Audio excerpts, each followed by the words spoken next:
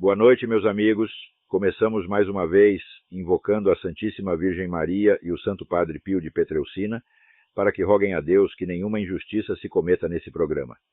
Este é mais um episódio do AI Outspeak, onde damos vida por meio de inteligência artificial a textos antigos de Olavo de Carvalho. Hoje apresento o artigo Bode Expiatório, segundo publicado no Diário do Comércio em 17 de outubro de 2011, que os brasileiros vêm se tornando um povo de egoístas cínicos não é nenhuma grande novidade, mas no Estadão de 9 de outubro, o professor José de Souza Martins explica o fenômeno como reação coletiva à falta de liberdade que a nação sofreu no período militar. Teríamos passado, segundo ele, da repressão à esculhambação. Apelar tão resolutamente à metáfora hidráulica de fluxo e refluxo como princípio explicativo já é, em si, um delito mental que não se deveria perdoar num sociólogo, especialmente quando este vem com o título de professor emérito. O professor Martins não recorreria a esse automatismo pueril se ele não lhe desse a oportunidade de cumprir o mandamento número 1 do decálogo uspiano: lançar a culpa de tudo, sempre e invariavelmente, na maldita ditadura. Infelizmente, essa intenção devota esbarra em alguns obstáculos invencíveis. Metade da população brasileira tem menos de 30 anos e não pode ter sofrido nenhuma privação de liberdade num regime que terminou 2 décadas e meia atrás. Só o que essa gente sabe da ditadura é o que lhe foi transmitido por professores, jornalistas e artistas de TV, os intelectuais no sentido elástico que Antônio Gramsci dá ao termo.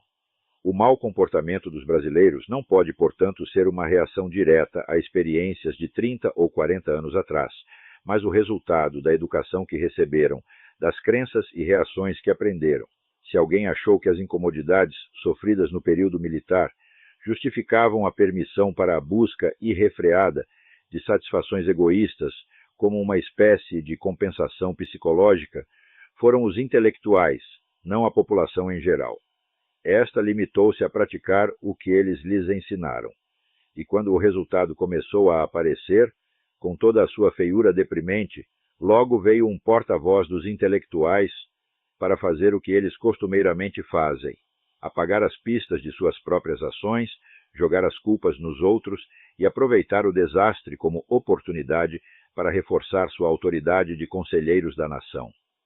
Mas também é errado imaginar que dentro do próprio círculo de intelectuais, uma ética de autoindulgência viesse como resposta a uma situação local especialmente opressiva. Na década de 60, a onda hedonista brotou simultaneamente em dezenas de países, a maioria dos quais não passou por ditadura militar nenhuma. Nos focos principais de onde a moda irradiou, a França e os exteriores, os mais extremados apologistas do prazer desfrutavam não só de uma liberdade invejável, mas de financiamentos bilionários vindos das altas esferas do establishment. A história de Alfred Kinsey é, sob esse aspecto, modelar. V. Judith Reisman, Kinsey, Crimes and Consequences, Institute for Media Education, 3rd ed., 2003. Não faz sentido atribuir a causas locais um fenômeno de escala universal. Os intelectuais da Taba aderiram à ideologia do prazer porque quiseram, porque era a moda internacional e não porque a isso os forçasse o governo militar. Quando a repassam a jovens e crianças nas escolas, estão apenas formando as novas gerações à sua imagem e semelhança, mas sempre, é claro, com o cuidado de se isentar preventivamente de qualquer responsabilidade pelas eventuais consequências adversas. Ademais, a análise do professor Martins erra também por anacronismo. O culto do prazer a todo preço não surgiu no Brasil após o advento da nova república, mas já nos anos 60, fomentado não só pela influência das modas culturais importadas, mas por toda uma militância local onde se destacaram importantes órgãos de mídia como Realidade, Nova e Cláudia, sem contar uma infinidade de publicações menores como o Pasquim, X, Rolling Stones, Flores do Mal e não sei mais quantas, todas dirigidas por ativistas de esquerda empenhados em destruir o capitalismo por via vaginal, o cristianismo por via ano-retal, ou ambos por via dupla. Uma coisa não pode ser reação tardia a outra coisa quando ambas acontecem simultaneamente.